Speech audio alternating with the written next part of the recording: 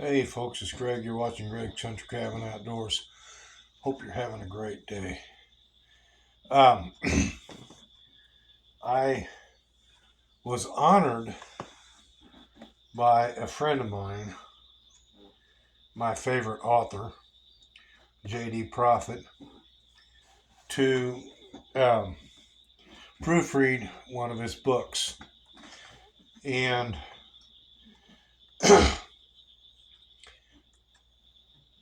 I don't know the facts about the book. He knows the facts, and he's already done some proofreading in that book. All I was looking for were typos, and I found two of them. I returned his book to him, and so I just wanted to give you an idea of who J.D. Proffitt is, because I've known him my whole life. His brother is a good friend of mine. We went to grade school together. He went to a separate high school, but we have remained friends our entire lives. JD was the oldest of 10 children. His mother just passed away. She was 100 years old. Yeah. JD's dad, Johnny is what we always called him, was the mail carrier where I grew up in our little hometown. And so I really didn't know JD, and from now on I'm going to call him Jim, because that's how I knew him, was Jim. But his books are J.D. Proffitt books. And that's what he goes by. That's his pen name. And I'm fine with that. I don't have a problem with that. I can call him Professor because he is a professor. He was a college professor. He has worn a lot of hats. So I want to tell this little story real quick. He was in the Navy, and he was up for a top secret job. And of course, the Navy has to investigate background, all that good stuff, background checks. And they were in our little hometown, and they were at the post office. And the postmaster just happened to be a Vietnam vet, 2 Purple Hearts. And they were asking him questions about Jim. How did Jim get along with the neighbors? How did he get along with his friends? How did he get along with people around him? And the postmaster really didn't know Jim all that well because he was from a different town originally.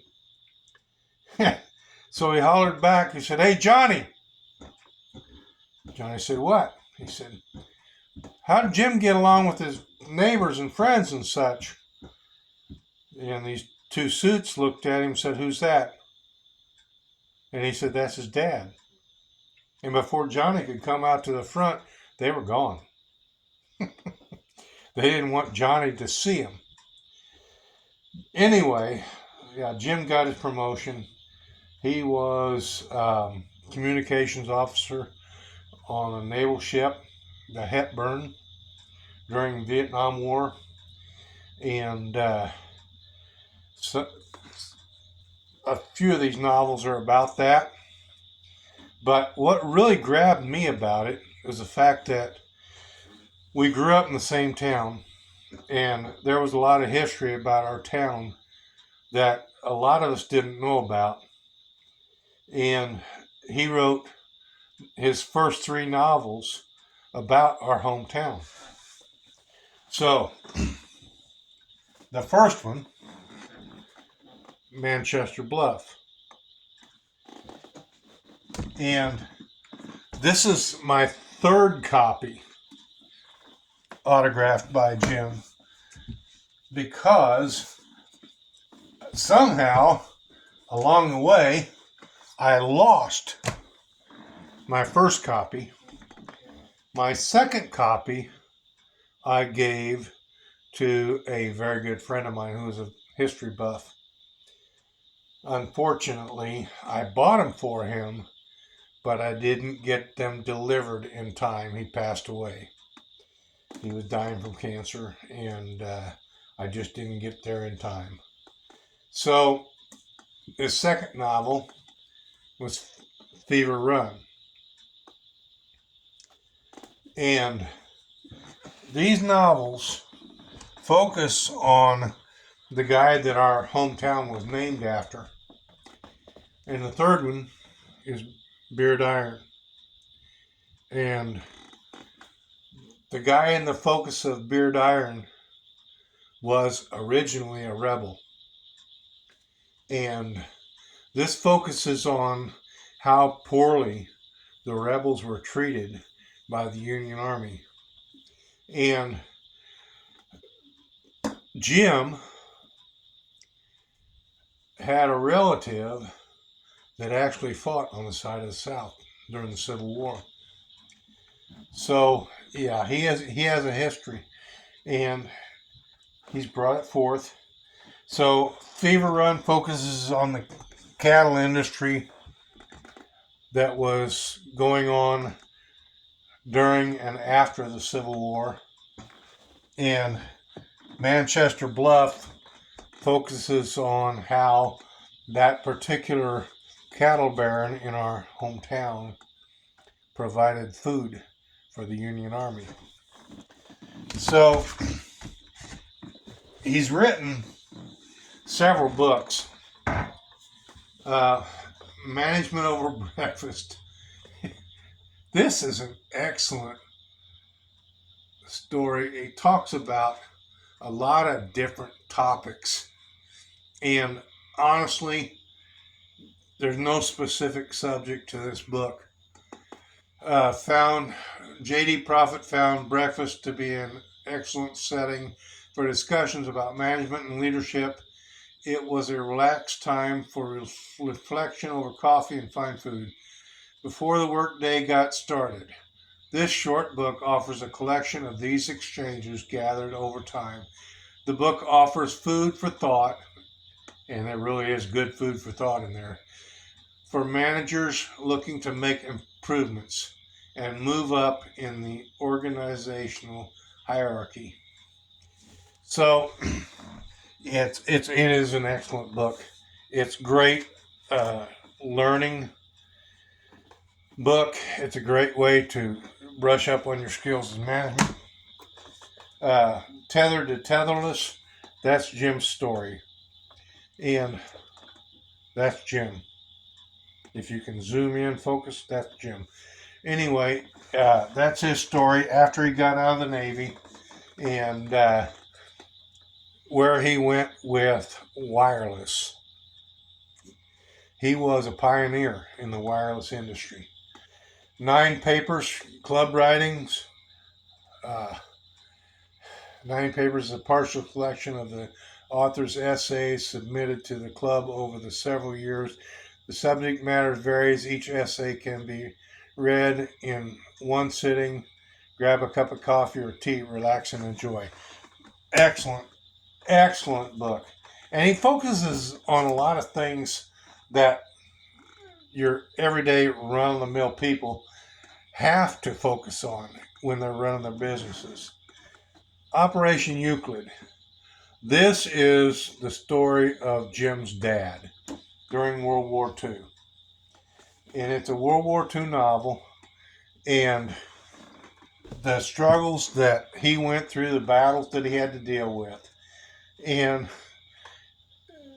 because I know these people, because I know who they were, this particular novel was a surprise to me, because Johnny, Jim's dad, would never talk about that, ever. He never once spoke about it that I know of. He was easygoing, great person. You couldn't ask for a better person to get to know. Phantom Boat talks about the U-boats, the German army, and how the United States was able to disable them. Uh, Beyond Prudence, a Vietnam War story. Lieutenant William Fighton, communications officer on the destroyer USS Hepburn, attempts to uncover a serious leak of information from Washington to Hanoi. All the while, his ship is threatened by dangerous typhoons, floating mines, and lethal store batteries. This is an excellent book. All of them are excellent. I love them all. Next one, Silver Cures. This one, he got out of the war stories and got into a story about a guy that had a silver mine who was a doctor. And his focus was to find a way to bring back silver. Silver was defined in the Bible as having curing capabilities, and he tried to uncover these secrets. And so Silver Cures focuses on how his silver mine sustained itself in times of turmoil. So yeah, if you're interested in reading a really good book, J.D. Proffitt's books is the best way to go. They are entertaining and they keep you captivated. I just finished proofreading Typhoon Billy, which is one that's coming out soon. And the only reason he asked me to proofread was to look for spelling errors. He knows the facts, and he has done some fact checking in his book, and he's got them all marked, and he asked me to mark his book too. Don't just read it and put it aside. So I marked it, and I only found 2 spelling typos, and nothing else that I know of was incorrect. And the only reason that he asked me to do this is because I noticed a couple other typos in one of his other books. And I pointed them out to him. And the only reason I noticed those typos is because one of them was 2 different names. The same person, but 2 different names. And he wasn't trying to change the name. He wasn't trying to hide him. It was something that just happened. And I happen to know both of those names. I know people with those names. So I was able to catch that. And then I caught another one later on, and I don't remember what that was. But I pointed them out to him, and so he was able to change those in his computer so that everything else that comes out is right. So he's got another one coming out that focuses on our hometown. And he wants me to proof it too. I can't wait to read it. I already told him that I want a copy of Typhoon Billy as soon as it's available. And he's got another one that I've not read yet. It's sitting at home. I forgot to bring it with me. But it focuses on baseball. And the St. Louis Cardinals. They started out as the Louisiana Penguins and moved to Springfield, became the Springfield Cardinals. And from there, they moved to St. Louis, and the rest is history. But you got to read the book to get all the facts. And his books are based on fact. He does add a little bit of literary license in order to make it entertaining. And yes, there is always a beautiful young lady And that's pretty much where it stays. It's a beautiful young lady. But she's very well informed in all situations. And so, yeah, if you want a really good read, a really good novel, check into J.D. Proffitt books. They're great. They're excellent. They're well written. And Professor Proffitt would really appreciate you buying them. They're not expensive. They're available on Amazon. And if you know him personally, like I do, you can buy them straight from him. So anyway, I hope you liked this little video. And if you did, please give it a thumbs up. I'm not getting paid by J.D. Proffitt. I wasn't hired to give this little bit of a scenario. I told him I was going to do it, and he didn't say don't. So, yeah. J.D. Proffitt books. Guaranteed you will like it. And if you'd like this little video, please give it a thumbs up. Thank you very much for watching.